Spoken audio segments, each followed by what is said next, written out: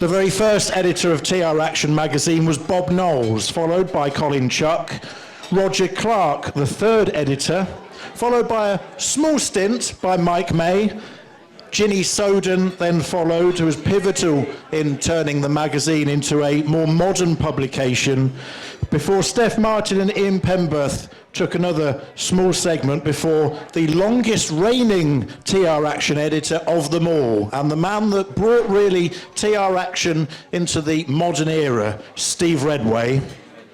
Kevin Warrington followed Steve, and now myself, Wayne Scott, since 2014 at the helm. Thank you very much. From the early Roneo copier days, where the post boxes in the location of every committee member would be stuffed full of Spares News and TR Action newsletters, to the modern days of perfect bound, digitally produced, full-colour glossy magazines, TR Action has been the mouthpiece, the key membership benefit, and the pride of the TR Register membership throughout the history of the club. It is written by the members, for the members, and shares everything from people's adventures abroad to historical information and technical assistance. Through the advertising and releasing of products, many businesses have also flourished and found new customers via its pages, and cars and parts have been traded and swapped by members the world over. So, as I mentioned before, the longest serving of those editors, who did a 19-year sentence, was Steve Redway. Please welcome him to the stage.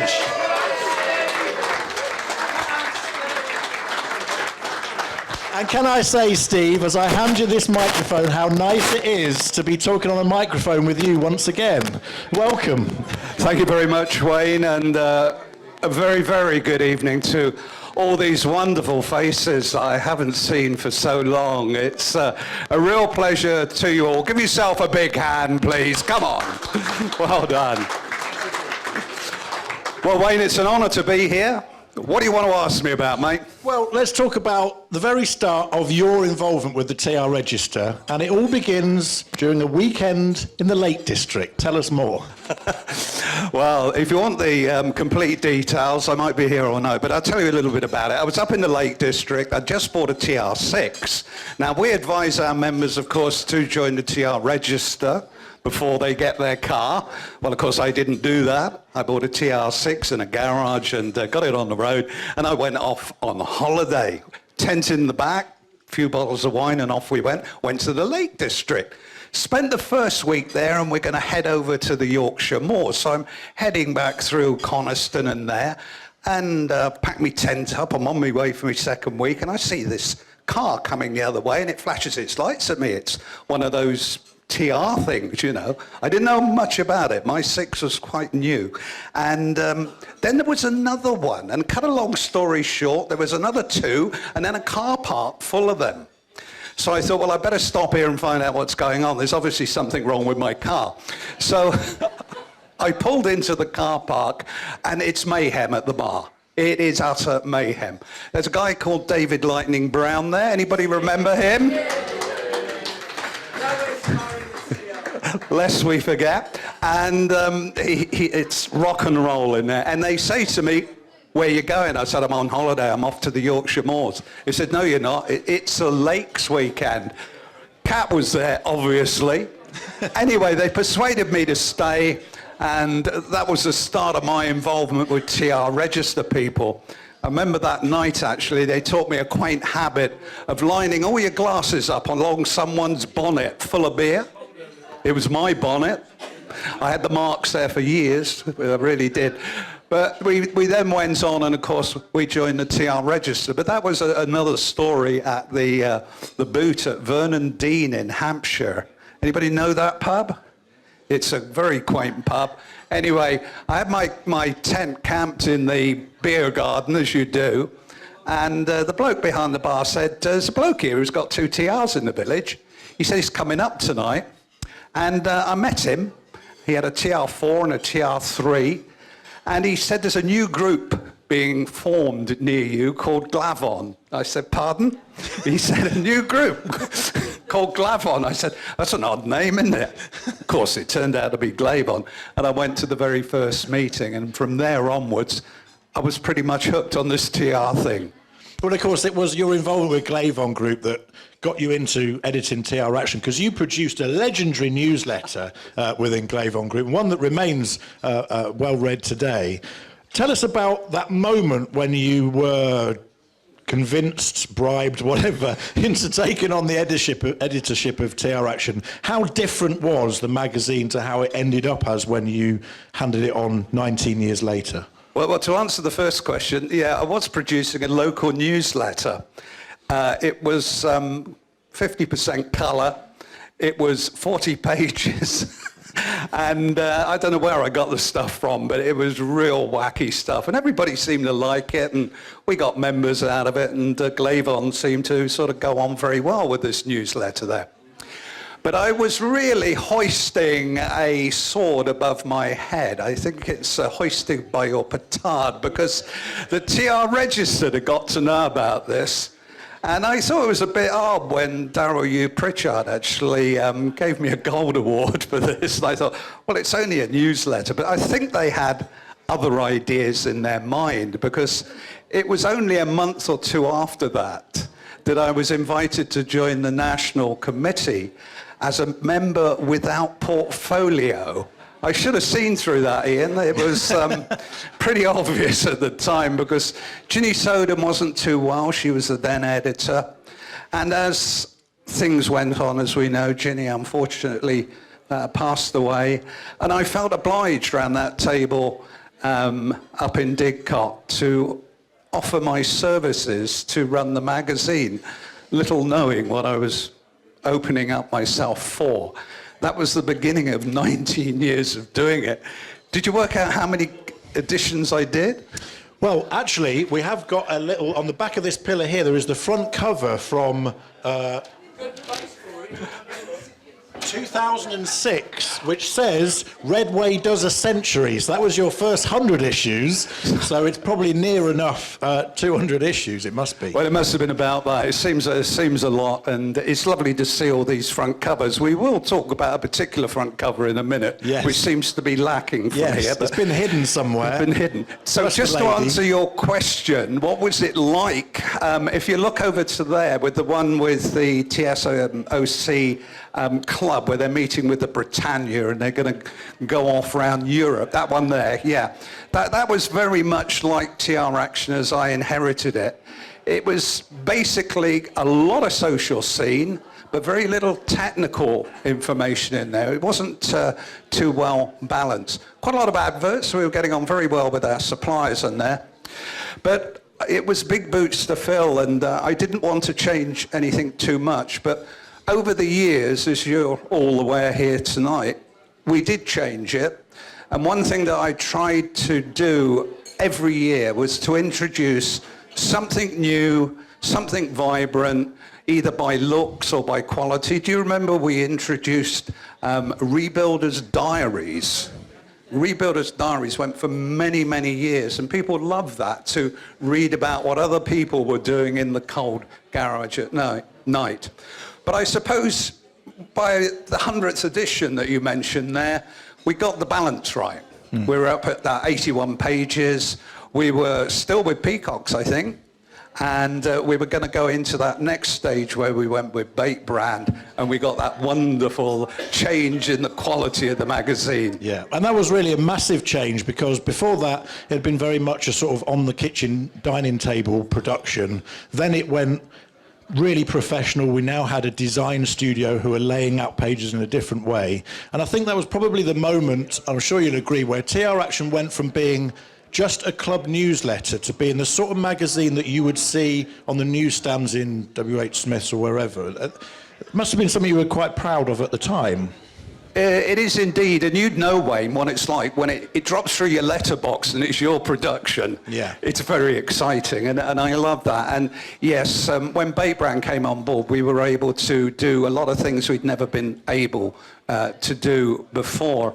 They've done or did a wonderful job for us bringing it forward into the 21st century. But we tried to keep it true to the members. We tried to keep it true to those people who were in the TR register. And your people here today who have seen it right from those humble beginnings when it was just a 4-page newsletter where they talked about this 50-year first meeting 50 years ago when it was 4 pages of Roneo copied. And you've seen it progress through. And I think now Wayne is running it. We keep it as a true members magazine. I hope you agree.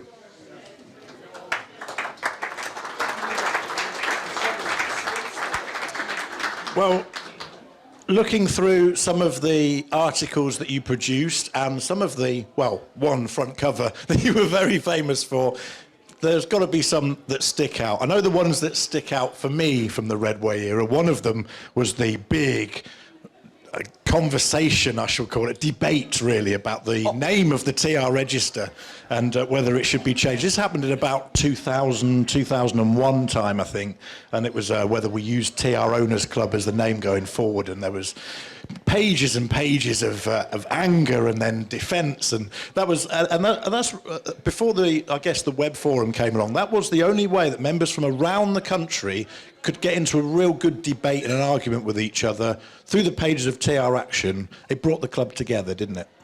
It certainly did. There was, as you rightly say, no forum. So the readers' letters was extremely important. It still is now today. First thing I read is the readers' letters. They're great fun. But in those days, it was the only thing you had.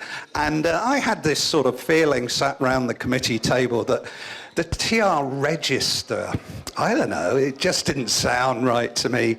A register, it was okay back at the beginning in 1970. We needed a register of the cars, but I think we needed something a little bit more snappy, or maybe a little bit more towards people understanding it. People used to say to me, "What's a TR?"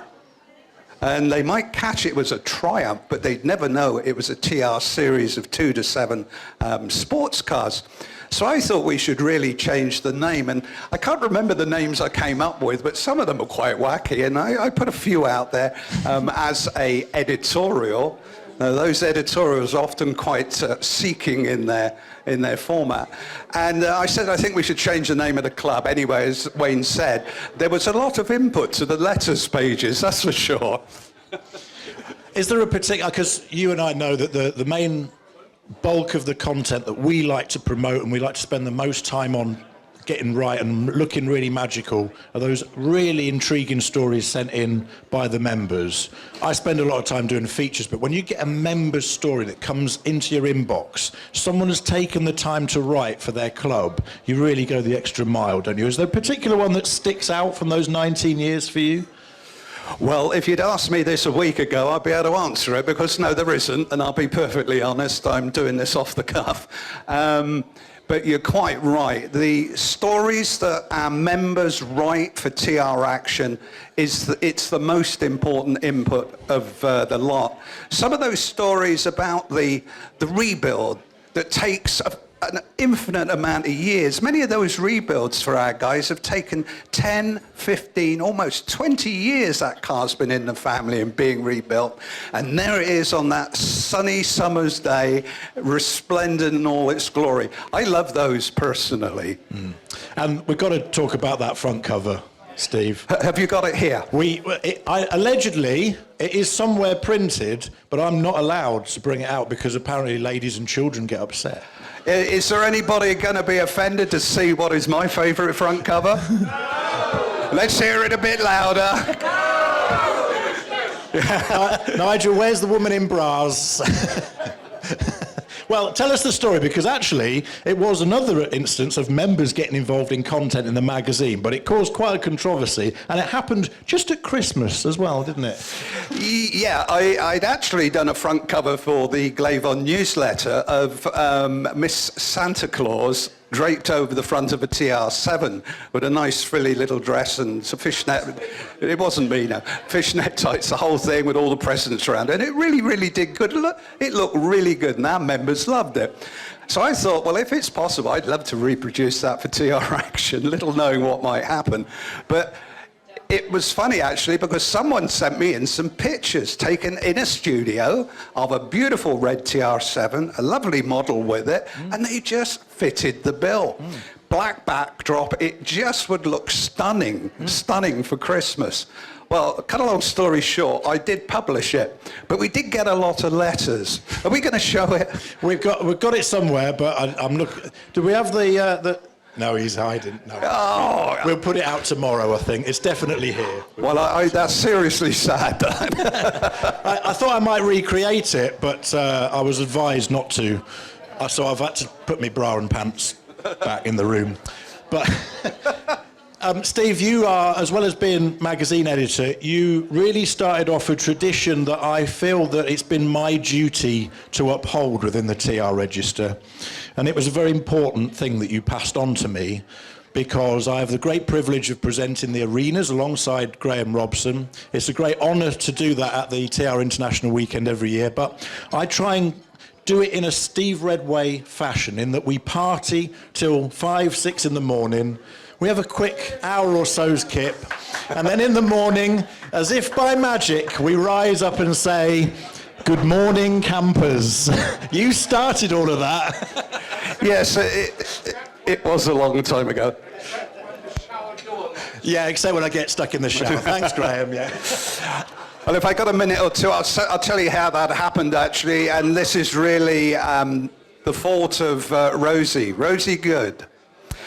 Rosie started me on the microphone. I was at Stafford, it must have been about 1992, and a little voice came over the PA and it said, "Can anybody help me on the announcements?" And I thought, well, that's ever so nice, and I better go and offer my services. And I've never done this before. So I said to Caroline, I said, I'll just pop over and give him a hand for a bit. I was there for 12 hours. On a Sunday, I was there for another 12 hours, looking for spectacles and lost children. And thank you, Ian, I've got a T-shirt for it. So that's really what started me doing that. But to actually do it the way that we do it now, that Wayne does so extremely well with Graham here, I really looked at the ring up at Stafford. We used to hold the prize giving there. And I thought this ring could do with so much more. We've got that beautiful piece of ground there. We've got the stadium behind it. It's central to the what's going on. I said, we should do something. And we started the following year to bring a few cars into the ring. And well, to cut a long story short, it built up and up and up. And I can remember good old Mervyn Parks. He used to help us, God rest his soul. Here's one to Merv. Yeah, good old Merv. And his pie charts, yeah. And he used to get this stunning loads of cars coming in, and he made this great big thing about, "Oh, I'm not going to tell you what's coming next. You're just going to see what it is and make it up." So I had to, and it was great fun. And now, of course, it's all highly choreographed. No, it's pretty much the same as Merv did it. We like to keep traditions here in the TR Register. Yeah, chaos as usual. But no, Steve, I have to say, on a personal note, when I was growing up in the TR Register, attending TR International Weekends with my dad, who was sat over there in the Dove, and we used to come into that arena and see you doing what you did, and we'd see you partying late at night the night before, and I used to look forward so much to seeing TR Action come through the letterbox so I could read about one day, hopefully, I would own my own TR, and it was reading those amazing magazines that you produced that got me here today. So I very much walk in your footsteps, and I thank you for that, Steve. So. And I thank you, Wayne, for taking it on. Steve Redway, ladies and gentlemen. Well done, mate.